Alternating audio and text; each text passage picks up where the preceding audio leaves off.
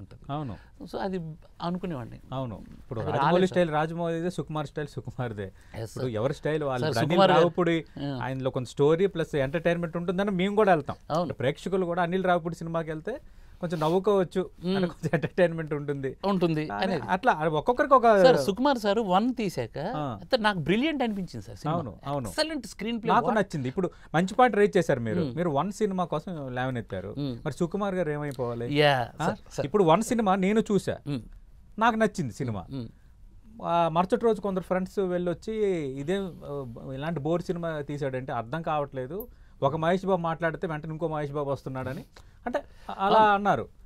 మరి మీరు సుకుమార్ కూడా గుర్తు రాలేదా మీకు? సార్ అక్కడ రిజల్ట్ ఇచ్చారు సార్, అక్కడ రిజల్ట్ ఇచ్చారు. ఏంటి, సినిమాకి వెళ్ళి ఈ సినిమా బాగలేదు అన్నారు, ఇది ఇది ఉంది, బ్రిలియన్స్ ఉంది, అది మాకు అర్థం కావట్లేదు అని చెప్పారు సార్. ఇక్కడ నాకు అది చెప్పలేదు, అది నా ప్రాబ్లం.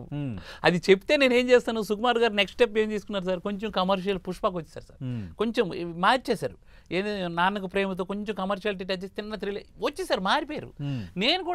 నేను కూడా మార్చుకుంటాను, నేను ఆడియన్కి దగ్గర అవ్వడానికి ఇంకో ప్రయత్నం చేస్తున్నది, అదే ఏదో ఒకటి చెప్పాలనేదే నా ఆశ సార్. అంత సార్ శుక్రవారం శని ఆది ఈ 3 రోజులు 2300 మంది చూశారు సార్ తెలంగాణలో. 2300 మొత్తం. ఏపీలో ఒక 3500 మంది చూశారు సార్. మొత్తం 6000 మంది చూశారు. 6000 మంది ఒక థియేటర్కి ఫిల్ అవ్వాల్సిన, ఒక 4-5 థియేటర్కి ఫిల్ అవ్వాల్సిన వాళ్ళు మొత్తం ఆంధ్ర తెలంగాణ మొత్తం చూస్తే టాక్ ఎక్కడ వస్తుంది సార్? ఎవరు సార్ చెప్తారు, ఎవరు ఎత్తుకుంటారు సార్ సినిమాని? అందుకే నేను ఎమోషనల్ అయిపోయింది సార్, తట్టుకోలేక ఇక డెడ్ అయిపోయింది సినిమా, నెక్స్ట్ వీక్ ఉండదు థియేటర్లో అని చెప్పేసి ఇక నేను ఎమోషనల్ అయిపోయింది సార్. అది ప్రేక్షకుడికి బాధ పెట్టుంటే రియల్లీ సారీ. నిజంగా చాలా మంది బాధపడ్డారు. అయితే మోహన్ శ్రీవత్స గారు ఎక్కడైనా ఒక సినిమా ఫ్లాప్ అయినా డివేట్ టాక్ వచ్చినా కొంత నిర్మాత పెయిన్ఫుల్గా ఫీల్ అవుతాడు, ఎందుకంటే ఖర్చు పెట్టేది ఆయన కాబట్టి. మరి మీ నిర్మాత ఆల్రెడీ ఇంకో పిక్చర్ ప్రమోషన్స్లో ఆయన బిజీగానే ఉన్నారు, మరి మీరెందుకు అంత ఎమోషన్ అయ్యారు? సార్ నిర్మాత ఇంకో సినిమా చేస్తున్నారు, ఆయన ఇంకో సినిమా చేస్తారు, వాట్ ఎవర్. ఇప్పుడు ఈ సినిమాకి థియేటర్కి జనాలు రాలా, మేబీ అంటే అతనికి అది ఎక్కువ బాధపడాలి. లేదు, అతను బాధపడుతున్నాడు సార్. అతనికి నేను ఆఫీస్కి వెళ్తే నాకు ఒక్క మాట అనకుండా చిన్న నవ్వుకొని ఈవినింగ్ వెళ్ళిపోతున్నాడు సార్ ఇంటికి. నాకు అనిపిస్తుంది నా పెయిన్ ఆయనకు ఉంది సార్, ఆయన ఎక్స్ప్రెస్ చేయలేకపోయాడు.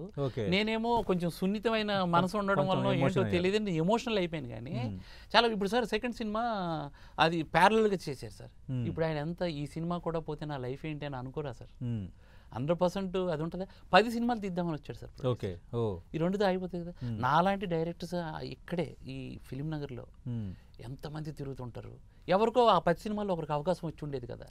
సినిమా చూడకపోతే థియేటర్కి జనాలు ఇంకా పూర్తిగా రారు అనుకుంటే ఇలాంటి సినిమాలకి ఇక డైరెక్టర్లు టెక్నీషియన్స్ ఏదైనా వేరే జాబులు చేసుకోవడం మంచిది సార్. అది నేను అది చెప్తున్నాను. అంటే మరి మోహన్ శ్రీవత్స గారు మీరు అలా అంటే ఈ అద్భుతమైన టాలెంట్ వచ్చి ఉండేది కాదు, ఎందుకంటే చిన్న రీల్స్ చేసుకునే వాళ్ళు, చిన్న షార్ట్ స్టోరీస్ చేసుకునే వాళ్ళు ఇప్పుడు ఇండియన్ స్క్రీన్ని శాసిస్తున్న డైరెక్టర్లుగా ఎదిగారు, మీ కళ్ళ ముందు ఎదిగారు కదా. ఒకప్పుడు ఇండస్ట్రీలో ఒక 4-5 డైరెక్టర్లు చుట్టే ఉండేది అంతా. అవును, మీరు అంతకుముందు తీసుకోండి, ఎన్టీ రామారావు, నాగేశ్వరరావు ఉన్నప్పుడు ఒక 4-5 ఫేమస్ డైరెక్టర్లు ఉండేవారు.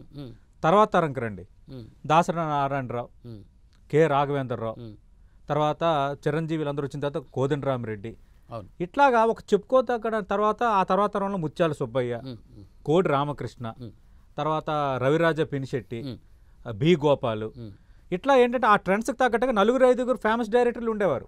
వాళ్ళ తరం వెళ్ళిపోయిన తర్వాత వివి వినాయక్, పూరి జగన్నాథ్, శ్రీను వైట్ల ఇలాంటి వాళ్ళు ఫెలరిస్ట్ అయ్యారు. ఇప్పుడు వాళ్ళు ముగ్గురు రన్నింగ్లో ఉన్నారా?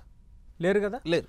సుకుమార్, రాజమౌళి, అనిల్ రావిపూడి, ప్రశాంత్ నీల్, తర్వాత రాజమౌళి మనం మాట్లాడుకున్నాం. అంటే ఇండియన్ స్క్రీన్ని షేక్ చేసేటట్టు వరల్డ్ మొత్తం మన వైపు చూసేటట్టు మన తెలుగు డైరెక్టర్లు పాన్ ఇండియా సినిమాలు తీస్తున్నప్పుడు అంతకు మించిన ధైర్యం మీకు ఎక్కడి నుంచి కావాలి సార్?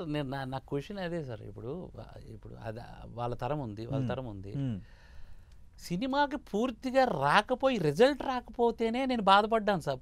నాకు ఇచ్చేసేయండి అంటున్నా. ఇప్పుడు ఈ వారం నేను డిస్ట్రిబ్యూటర్లకు బతిమలాడుకున్నాను సార్, ఈ వారం ఉంచమన్నాను సినిమా, ఫ్రైడే సాటర్డే సండే ఇప్పుడు కూడా ఉంది థియేటర్లో.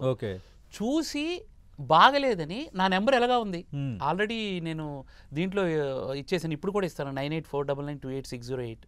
ఒకసారి కాల్ కూడా వద్దు సార్, ఎందుకు అనవసరమైనది, మెసేజ్ పెట్టి భయ్యా సినిమా బాగాలేదు, ఈ సినిమా బాగుంది అని పెడితే. ఇప్పుడు నాకు సార్ మీకు ఇప్పుడే మెసేజ్ ఢిల్లీ నుంచి సార్, ఢిల్లీ నుంచి movie having gripping screenplay and story, nice background music and the fabulous acting by the each and every one actor, 1000 times better than Warrant and Coolie అని చెప్పేసి ఇట్లా పెట్టారు.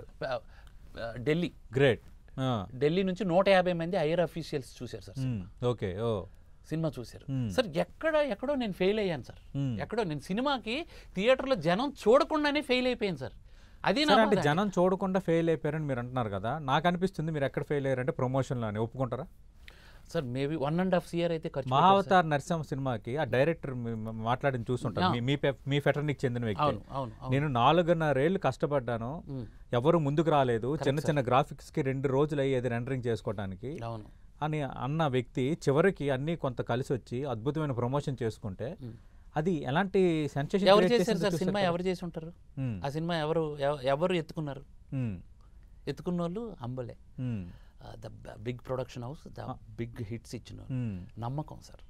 హంబలే అంటే వీళ్ళు వెరీ గుడ్ ప్రొడక్ట్ ఇస్తారు అని నమ్మకం. కానీ అలాగనే పెద్ద పెద్ద ప్రొడక్షన్ హౌస్లు కూడా సినిమాలు అట్టర్ ఫ్లాప్ అవుతున్నాయి సార్. నేను అంటున్నాను, నేను జనాలు ఫ్లాప్ అదే సార్, థియేటర్కి వచ్చి సినిమా బాగాలేదు అని అంటే ఫ్లాప్ అయిపోతుంది సార్. థియేటర్కి పూర్తిగా రాకపోతే అది ఫ్లాప్ ఇట్టో తెలియదు అంటున్నాను నేను. కోర్టు ఉంది సార్, నానిగారు ఎత్తుకున్నారు. అది సార్ నా సినిమాకి ఎత్తుకోవడానికి కథ, కంటెంట్, నా మాటలు తప్ప వేరే ఆప్షన్ లేదు సార్ నాకు. ఇప్పుడు మా Vanra celluloid new production house, almost debut director నేను, నాకు ఎత్తుకోవడానికి ఎవరు లేరు సార్. అంటే ఇది ఎత్తి సినిమాని చూపించడానికి ఎవరు లేరు సార్. కంటెంట్ బాగుంది అంటున్నారు, కానీ ఎక్సలెంట్ ఉంది బాగుంది అంటున్నారు, కానీ ప్రాపర్గా థియేటర్ జనాలు వెళ్తే ఆ రిజల్ట్ వస్తుంది అనేది నా ఇంటెన్స్ సార్, అంతే, అంతకుమించి ఏం లేదు సార్. ఓకే.